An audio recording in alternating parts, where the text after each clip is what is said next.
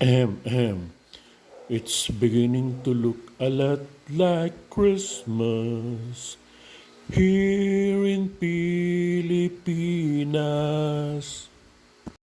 At dahil Christmas feels na rito sa Pinas, eto, napabili ako ng puto bongbong at bibingka.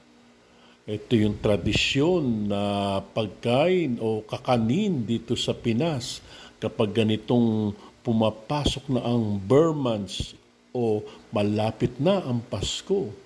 Ang sarap nitong kainin. Samahan mo pa ng kape o tsaa. Solve ka na. Meron itong bugbud na nyog at brown sugar. Okay. Masarap ito. Puto bongbong at bibingka. Kaya subscribe na, i-like na itong content ko. Bye-bye! Kain na na!